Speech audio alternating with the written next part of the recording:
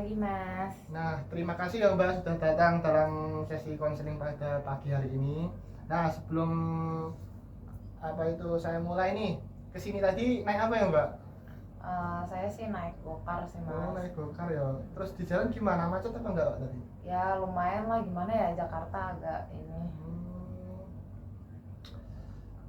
pasti nah Mbak kesini tadi itu atas apa kemana sendiri apa orang lain?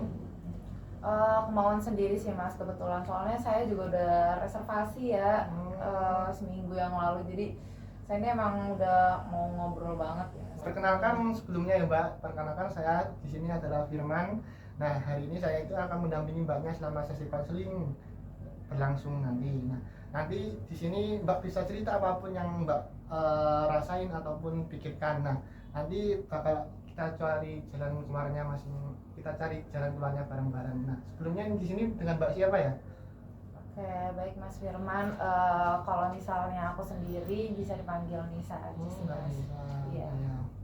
Nanti di sesi konseling ini nggak ada yang namanya jawaban benar atau salah ya Mbak ya. Jadi Mbak harus bisa cerita sebebas-bebasnya dan tidak usah ditahan-tahan. Nah, sebelum kita mulai lebih dalam ya Mbak sisi konseling ini, saya akan menjelaskan sedikit mengenai alur konseling pada pagi hari ini. Nah, jadi semua cerita atau semua informasi yang Mbak berikan atau sampaikan itu bakal saya jaga kerahasiaannya. Nah, artinya nggak akan ada orang lain yang tahu mengenai percakapan kita pada pagi hari ini. Nah, apakah Mbak merasa setuju dan ingin lanjut sesi konseling ini? Iya, saya setuju dan akan lanjut. Nah, gimana nih Mbak kabarnya akhir-akhir ini?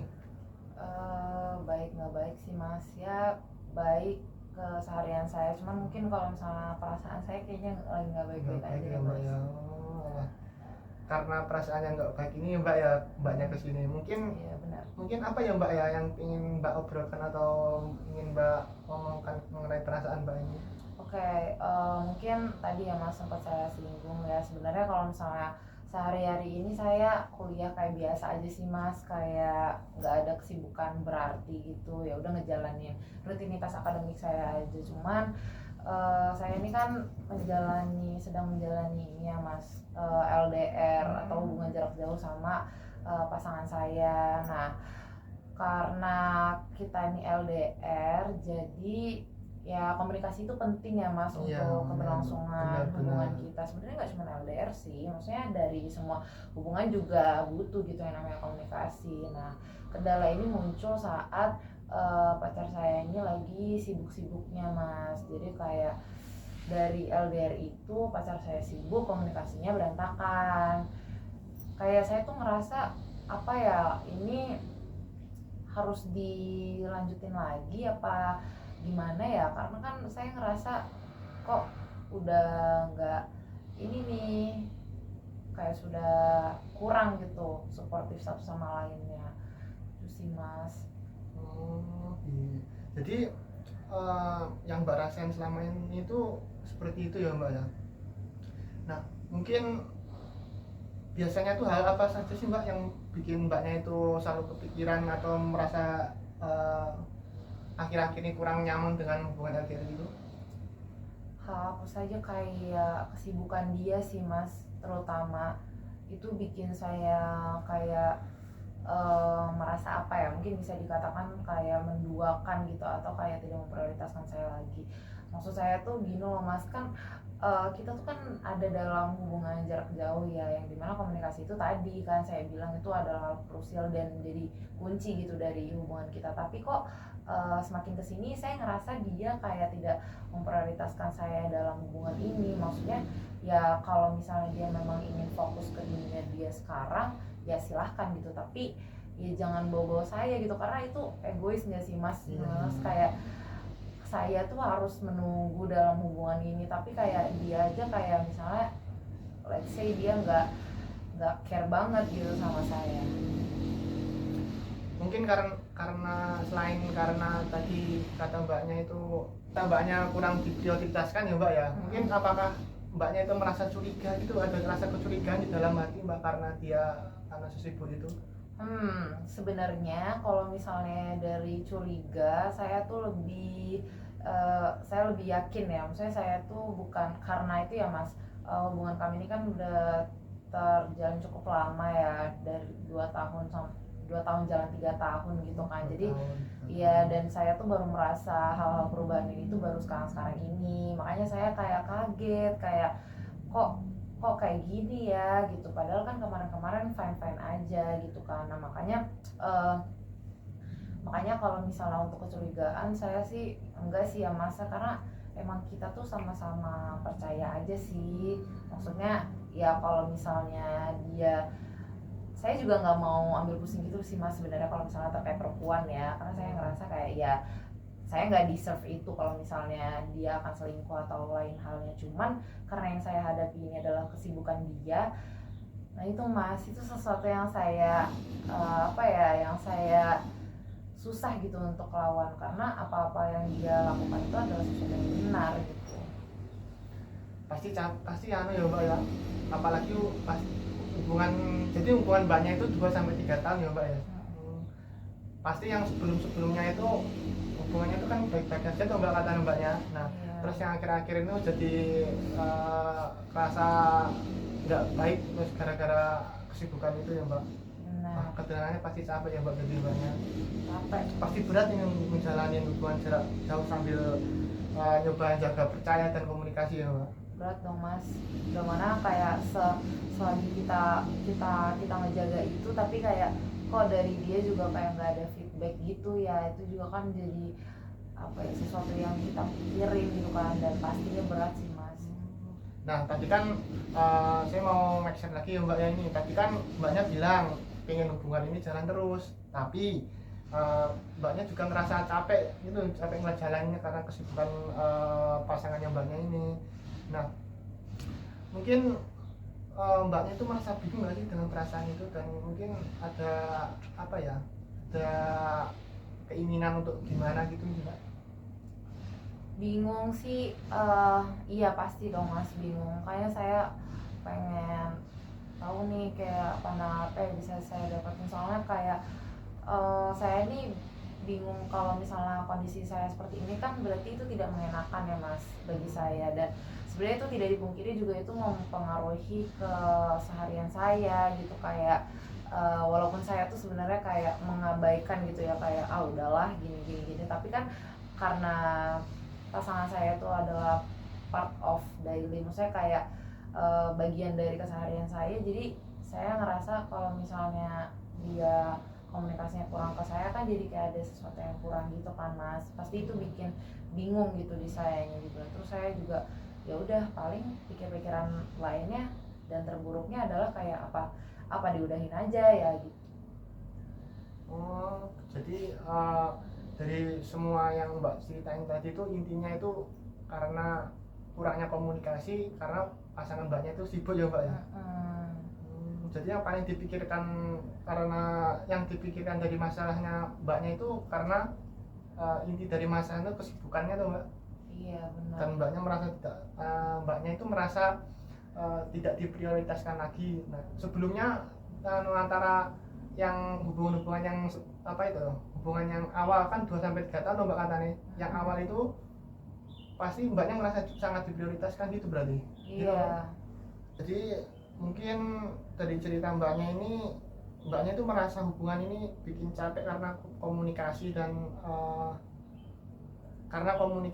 dan kesibukan pacarnya ini ya mbak ya. Iya Selain benar itu mas. ngerasa nggak dihargai, nggak diprioritaskan, dan makin apa ya, makin bingung itu mbak, ini mau dipertahanin atau Iya benar mas. diudahin kayak gitu ya mbak ya. Jadi kalau bisa saya apa ya, bisa dari pandangan atau persepsi saya ini, mungkin tantangan terbesarnya itu soal komunikasi ya mbak ya.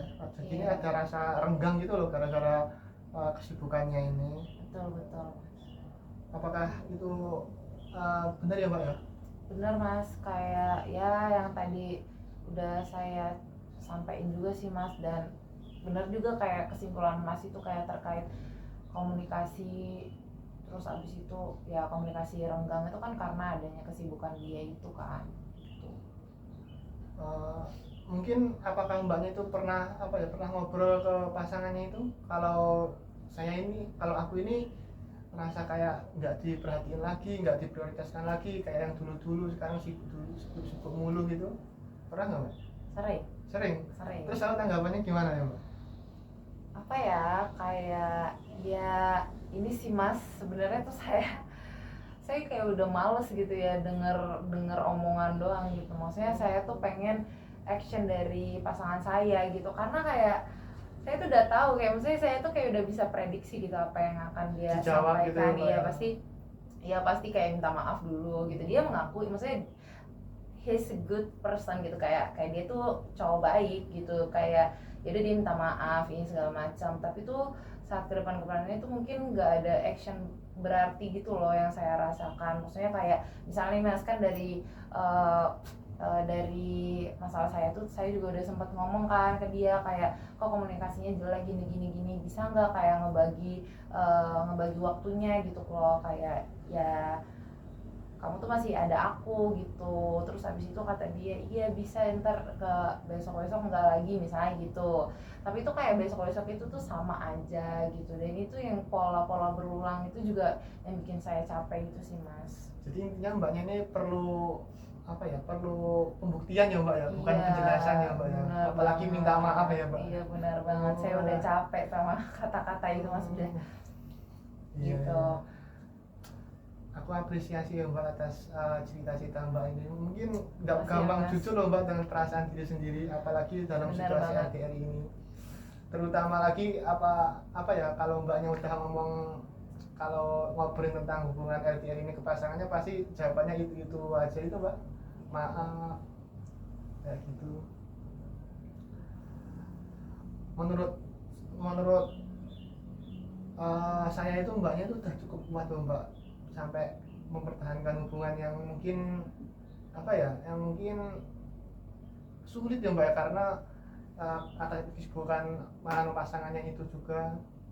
Benar mas, terima kasih ya mas. Ya mungkin sekarang tinggal cari cara ya mbak, biar mbaknya itu tetap nyaman dan tetap bisa menyampaikan perasaannya itu ke pasangannya. Tapi menurut saya itu udah mbak sampaikan, tapi ya pasangannya itu sibuk terus gitu mbak. Jadi menurut saya ini inti dari masalahnya lebih ke komunikasi, kepercayaan ya mbak, atau ada lain? Benar sih mas, komunikasi, kepercayaan, dan mungkin actionnya itu ya mas. Sudah, mungkin saya tuh udah tahu ya mas, apa yang mungkin ini juga bisa mas tambahkan gitu. Kalau menurut saya tuh kayak ya tadi sih mas, gimana berubahnya ini mungkin selain dari saya yang berusaha untuk nge-reach out pasangan saya, tapi dari pasangan saya juga harus berusaha gitu untuk apa ya, maksudnya siklus ini tuh tidak boleh bertahan seperti ini terus, karena yang tadi sempat saya sampaikan juga ya mas, capek gitu kalau misalnya akan terus-terus seperti ini gitu. Jadi selain dari saya komunikasi sama dia, percaya ya, itu sih action untuk membuktikan kalau misalnya dia tuh benar-benar masih mau menjalani hubungan itu. Jadi selama mbak merasa kepikiran mengenai apa ya, mengenai hubungan mbak yang sedang LDR ini loh mbak, mungkin mbaknya itu melakukan ide lain apa ya mbak, buat nggak selalu kepikiran karena hubungan LDR itu, entah Saya cari kesibukan sih mas, apapun ya sih mas. Mungkin kalau misalnya apa-apa tuh ya udah saya lakuin aja gitu. Saya bahkan sampai nyuci baju sendiri loh mas, biar saya mengisi waktu. luang ya mbak ya. Pokoknya saya di kos itu udah tinggal tidur aja gitu mas, jadi kayak apa-apa tuh saya ya udah aktivitas di luar gitu. Saya kalau misalnya mau beli-beli jajan juga saya jalan mas, kayak ya udah biar seru aja gitu. Saya mencoba menawarkan beberapa pandangannya mbak ya, ini ya. Boleh. Gimana kalau mbaknya ini gimana mencoba saling apa, diluangkan waktu yang benar-benar intens gitu loh mbak. Kalau nggak bisa ketemu langsung loh, mungkin lewat apa ya, via telepon ataupun hal yang lain. Nah mungkin dengan cara ngobrol yang intens, terus gimana ngajak ngobrol hubungannya ke depannya gimana gitu loh mbak. Apalagi kan terus saling apa ya, saling mengerti loh mbak. Mungkin kan mbaknya sama pasangannya itu selisih berapa tahun kalau boleh saya tahu? Apa malah seangkatan? Oh enggak sih, kebetulan dia 5 tahun lebih tua dari saya. Wah, 5 tahun Ya, lebih makanya tua. sibuk kan. Oh, Ya. mungkin ya gara-gara itu juga mbak, apa itu semester kan pasti semester tua tuh mbak. Iya. Nah semester tua itu pasti apa ya, mendekati mau lulus pasti banyak juga tugas-tugas akhir. Nah mbaknya mungkin harus lebih mengertiin lagi, apalagi 2 kali lipat mengertiin lagi karena kan Iya tugasnya sih, Mas. makin banyak tuh mbak. Berarti sebenarnya saya juga nggak boleh egois gitu ya Mas, Iya. kayak ngerasa diri saya terus. Iya sih bener ya Mas. Kalau pasti di sana juga dia juga struggle gitu kan sama ya kehidupannya. Bener juga tadi udah semester akhir juga. Bener Mas, terima kasih ya Mas. Iya mbak. Nah mungkin terima kasih ya mbak sudah banyak cerita hari ini. Nah semoga setelah sesi ini mbaknya mungkin merasa lebih sedikit lega gitu loh mbak. Iya sih Mas, Nah. saya juga tadi udah divalidasi juga perasaan saya, kayak ternyata ya benar gitu. Terus saya juga merasa dapat insight baru juga nih Mas, karena kayak ya ternyata kita juga nggak bisa ngelihat dari diri saya sendiri aja gitu kan, pasti ada hal lain atau alasan lain di balik kesibukan dia itu gitu. Terutama satu lagi mbak, menurut saya mbaknya itu berhak atas hubungan yang membuat mbaknya itu merasa aman dan dihargai. Terima kasih ya Mas. Terima kasih ya mbak ya atas waktunya. Ya. Terima kasih ya Mas, saya Ya. tadi mendapat banyak pelajaran nih. Ya.